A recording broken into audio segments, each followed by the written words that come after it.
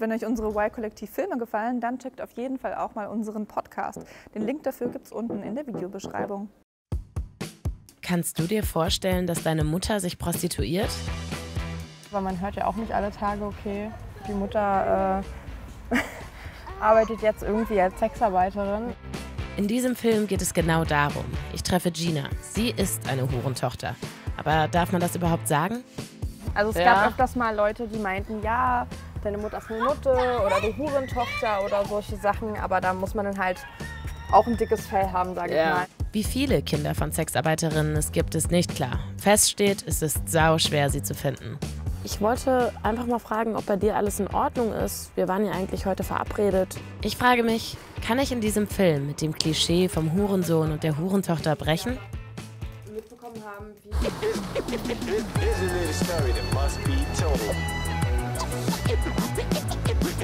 Eins direkt vorweg. Wie die Kinder von Prostituierten leben und mit der Arbeit ihrer Eltern klarkommen, ist pauschal natürlich überhaupt nicht zu beantworten. Dieser Film soll deshalb individuelle Geschichten erzählen. Aber auch das wird schwierig. Wir wurden geghostet. Also eigentlich ich. Wir sind gerade in Trier. Ich wollte hier eine Frau treffen, die seit 20 Jahren auf der Straße als Prostituierte arbeitet. Sie hat 2 Kinder, die wurden ihr irgendwann weggenommen. Jetzt hat sie wieder Kontakt zu einer Tochter. Und über diese ganze Geschichte wollte ich mit ihr reden und wollte sie hier eben auf dem Straßenstrich in Trier treffen. Allerdings habe ich seit gestern nichts mehr von ihr gehört. Ja, ist natürlich jetzt eher doof. Mailbox. Auf Facebook sehe ich, die Dame ist dort weiter aktiv. Ich kann also ausschließen, dass ihr etwas passiert ist. Also versuchen wir, das Unmögliche möglich zu machen und spontan Frauen zu finden, die mit uns über ihr Leben als Mutter und Prostituierte sprechen wollen.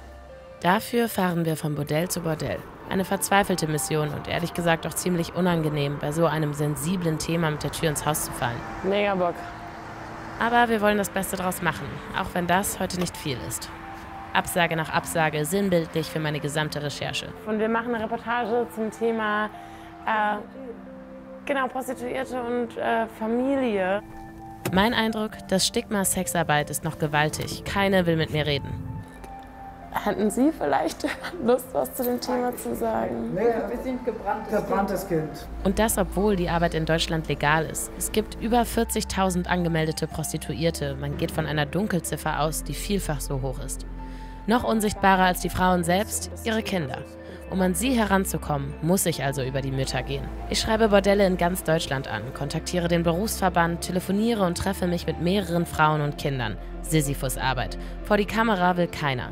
Ich schreibe etwa 500 Damen auf der Seite Kauf mich an. Dort bieten Frauen selbstständig ihre Dienste an und werden von Freiern direkt gebucht. Hier werde ich fündig. Ich treffe eine Frau, die ich zu ihrem Schutz Lucy nenne. Sie ist 40 Jahre alt. Auch wenn ich in meiner Recherche längst gelernt habe, dass nicht alles, was sich MILF schimpft, auch Mutter ist, habe ich hier Glück. Lucy ist Mutter und lädt mich zu ihr nach Hause ein. Sie arbeitet seit 4 Jahren als Sexarbeiterin. Also ich habe schon, muss ganz ehrlich sein, ich könnte mir nicht vorstellen, im normalen Job wieder zu arbeiten. Ach echt? Weil nee, gar nicht. Weil ich habe durch diesen Job so eine Freiheit. Also nicht nur eine finanzielle Freiheit, sondern auch eine Freiheit für mich, selbst zu entscheiden. Ich bin komplett selbstbestimmt. Lucy hat 3 Kinder, 2 volljährige Töchter und Lucys Sohn wird bald 11, er wächst beim Vater auf. Wie familientauglich ist der Job denn für dich? So. Ja, das ist sehr schwer eigentlich. Also ich gehe mit diesem Job sehr offen um. Ich habe mir immer gesagt, damals, wo ich angefangen habe, entweder mache ich das richtig oder gar nicht. Und ich habe mich ziemlich schnell dazu entschieden, das meiner Familie zu sagen, meinem engsten Familienkreis. Ihr Gesicht will sie trotzdem nicht zeigen, weil eben nicht alle in ihrem Umfeld wissen, dass sie als Sexarbeiterin arbeitet. Zunächst arbeitete Lucy in einem Bordell. Ich denke mir so, diesen ersten Schritt zu gehen, dieses zu sagen müssen, okay, ich habe mich jetzt prostituiert oder so. Ich stelle mir vor, dass das schon kurz mal schwierig ist, sich das irgendwie klar zu machen, dass man da so eine Grenze überschritten hat. Hast du dich kurz hinterfragt, so was mache ich hier eigentlich, oder hast du dich schnell da eigentlich, sag ich mal, zu Hause gefühlt? Nee, ich würde sagen, ich habe mich da eigentlich ziemlich schnell reingefuchst, würde ich jetzt mal sagen. Ich war schon immer sehr, sehr offen und neugierig. Und das war für mich einfach so, ich habe gesagt, ich will das jetzt ausprobieren und gucken. Und natürlich ist auch der Anfang, das war der erste Kunde wirklich so, ne? Wo man sagt so, oh Gott, nein. Ne? Aber am Ende des Tages habe ich mir gedacht, okay, das ist ja nichts, was dich ewig belastet. Der rennt, du hast ihn jetzt nicht geheiratet, du musst nicht 24/7 mit denen zusammen sein oder so. Ne? Er kommt und er geht ziemlich schnell. Ja? Also keiner bleibt selten so lange, wie er wirklich tatsächlich gebucht hat. Bevor Lucy als Sexarbeiterin anfängt, arbeitet sie in der Telekommunikationsbranche. Lucy sagt, die Arbeit als Prostituierte mache ihr mehr Spaß. Welcher Job war für dich besser, um auch Mutter zu sein? Tja, das Muttersein ist so eine Sache. Ja, also ich habe da immer so ein bisschen, muss ich zugeben, meine Probleme gehabt, eine 100% Mutter zu sein. Das war ich noch nie, obwohl ich habe mich zwar entschieden, Kinder zu bekommen, aber ich habe durch meine eigene Erfahrung in der Kindheit mit meiner Mutter das nie richtig gelernt, was es heißt, Mutter zu sein. Ich habe immer versucht, mein Bestes zu geben.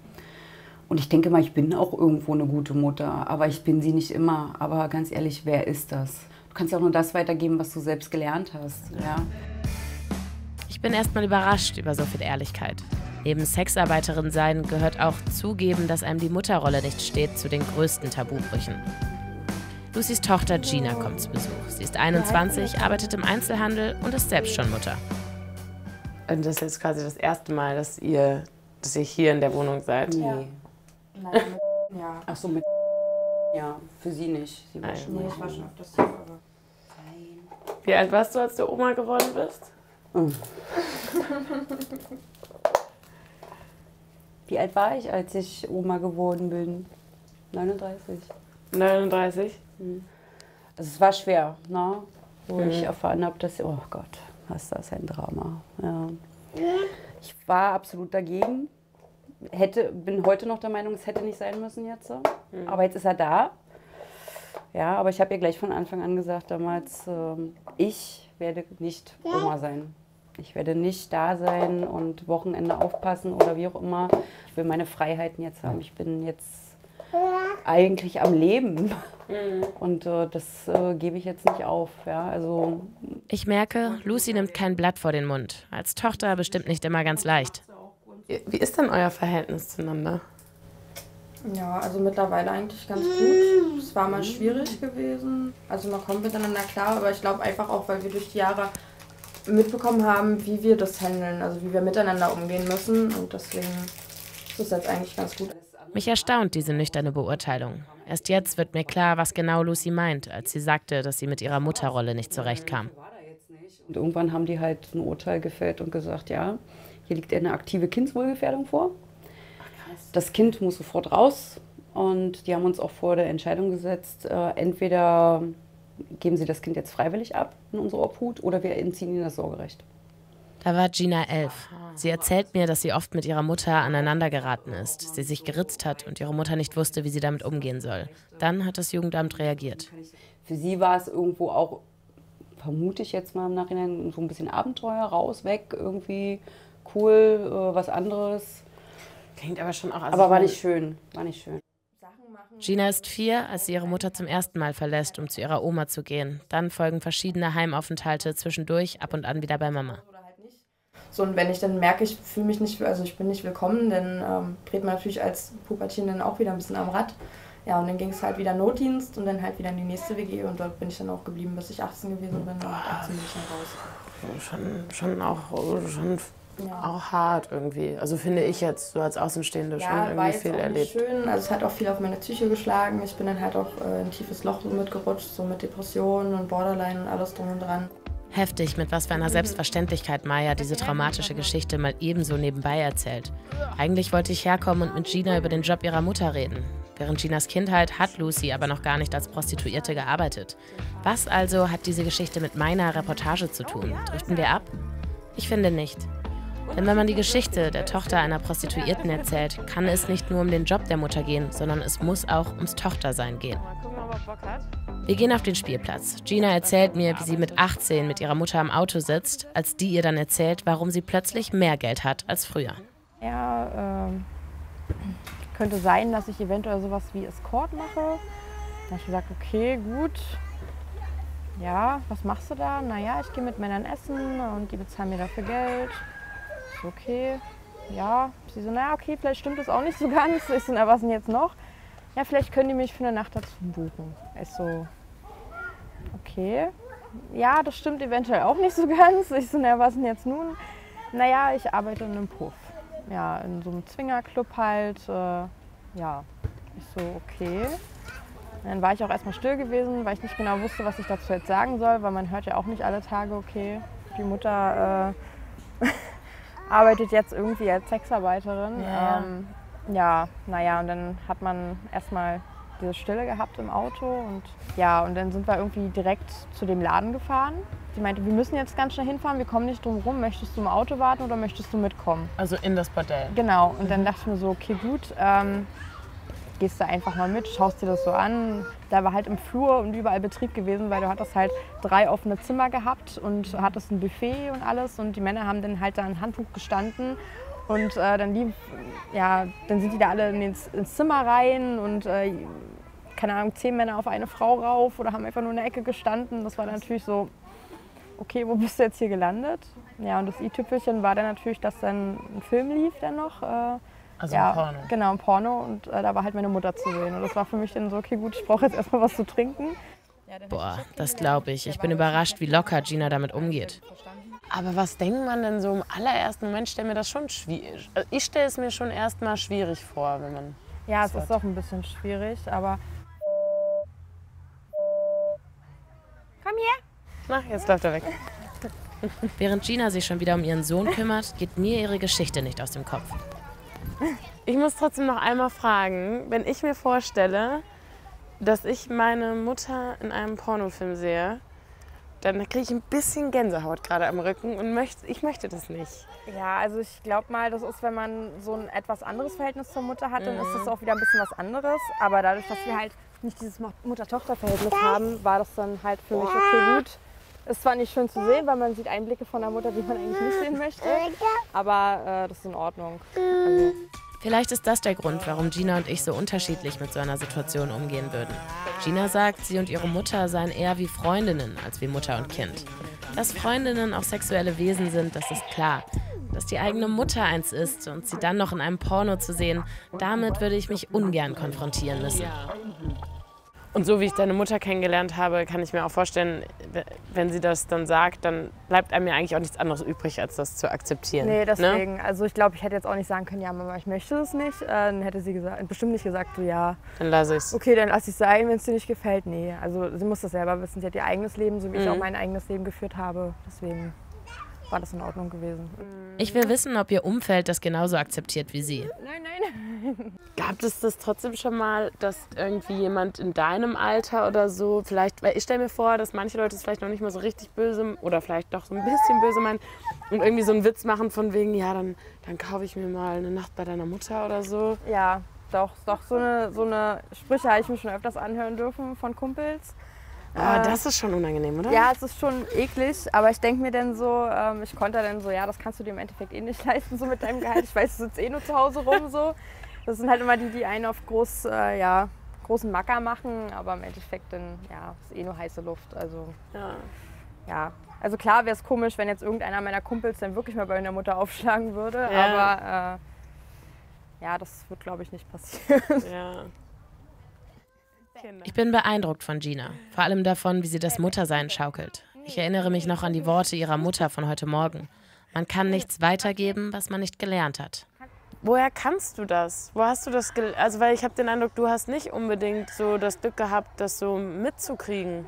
Nee, also ich sag mal so, ich glaube, wenn man im Heim aufwächst und man weiß, wie so eine verrückte Familie ist, weiß man, was man bei seinem Kind nicht machen möchte, wie es auf jeden Fall nicht laufen soll. Also bei mir ist nie irgendwie immer alles glatt gelaufen. Klar, ich hatte an sich auch im Nachhinein so ein paar Momente, wo ich eine schöne Kindheit hatte, aber sonst durchgehend war es jetzt keine wirklich schöne Kindheit, weil es war halt viel im Heim, mal da, nie war irgendjemand fest da, viel mit Verlustängsten hatte ich zu tun. Aber dadurch weiß ich halt, wie ich es nicht machen möchte und wie es meinem Kind halt nicht gehen soll. Und plötzlich wird aus der Geschichte der Tochter einer Prostituierten vor allem die einer jungen Mutter, die es anders macht, als sie es gelernt hat. Ich glaube, so fehlende Empathie ist so das, was ich auf jeden Fall nicht möchte für mein Kind. Dass ich Verständnis auch für mein Kind zeige, was lange Zeit halt nicht der Fall war bei mir. Ja, und halt auch so, dass man halt immer da ist, dass man den Kummer auch sieht. Ne? Nicht, dass man ihn sieht und dann irgendwie, okay, gut, ich weiß nicht damit umzugehen, also lasse ich es sein und halt Abstand davon. So, das ist mir halt sehr wichtig. Dass ich die Frage, wie es ist, eine Sexarbeiterin als Mutter zu haben, nicht pauschal beantworten können würde, war vorher klar. Doch jetzt merke ich vor allem, ob jemand eine gute Mutter ist oder nicht, kann man nicht an ihrem Job ausmachen. Dazu gehört viel mehr, ganz egal, welchen Job die Mutter macht. Ja, war so normal. Wir treffen uns nochmal mit Lucy in einem Café. Gina ist 18, als sie vom Job ihrer Mutter erfährt. Ihr kleiner Bruder ist jetzt 10. Ihm steht die Offenbarung noch bevor. Was ist die größte Angst, deinem Sohn das zu sagen? Ja, also bei ihm habe ich tatsächlich mehr Bedenken und größere Angst. Ich habe schon Angst davor, dass er mich verurteilt. Warum hast du bei ihm da mehr Angst vor? Ja, Jungs sind ein bisschen anders wie Mädchen. Ja? Er ist schon sehr offen, aber er ist auch super intelligent. Ja? Und gerade in dem Alter ist ja der Druck der Jugendlichen, die Kinder untereinander, die können grausam sein. Ja? Und er will ja natürlich dazugehören, er will nirgendwo ausgeschlossen werden. Das ist für mich schon irgendwie die Gefahr, dass er sich dann gegen mich stellen könnte, nur um akzeptiert zu werden von seinen Freunden, von seinem Umfeld. Er ist halt noch sehr jung und er ist halt auch sehr sensibel. Und ich habe da so ein bisschen Angst, so, dass er sagt, ja, meine Mutter macht das und das und er eigentlich gar nicht wirklich begreift, worum es geht und dass man damit doch ein bisschen vorsichtig umgehen sollte mit dem Thema, wenn man gerade noch so jung ist und nicht weiß, wie man mit diesen Kommentaren dann halt von anderen umgeht. Solange Hurensohn eins der beliebtesten Schimpfwörter ist, wird sich das wohl nicht ändern. Kind einer Prostituierten zu sein, heißt nicht nur selbst damit klarzukommen, sondern vor allem auch, das auszuhalten, was die anderen sagen. Warum machst du hier eigentlich mit? Heutzutage, auch wenn wir jetzt das Jahr 2021 haben und jetzt viel über Toleranz gesprochen wird, sei es irgendwie, welches Geschlecht man hat oder wen man liebt und wen nicht, ist es dann doch noch sehr verwerflich, wenn man so einen Job ausübt heutzutage. Es wird halt immer nur so, du wirst dazu gezwungen oder so, man hat gar keinen Einblick so in diesen Job. Warum, weshalb, Absolut, so. Gebe ich dir voll recht. Und wenn das hilft, dann anderen Leuten irgendwie so die aufzuklären, dachte ich mir so, warum nicht, ne? Ich bin heute losgezogen, weil ich wissen wollte, ob ich mit dem Klischee der Hurentochter oder dem Hurensohn brechen kann und merke dabei, auch wenn ich pro Sexarbeit bin und weder Prostituierte noch ihre Kinder verurteilen will, hört meine Akzeptanz auf, wenn es um meine eigene Mutter geht. Aber hey, den Job der Mutter kann man sich als Tochter ja eh nicht aussuchen. Wie würdet ihr reagieren, wenn jemand aus eurer Familie in der Sexbranche arbeiten würde? Schreibt es mir in die Kommentare und wenn euch der Film gefallen hat, lasst ein Like da und ein Abo und schaut euch unbedingt auch das Video von Die Frage an. Da berichtet eine Ex-Prostituierte, warum sie ausgestiegen ist.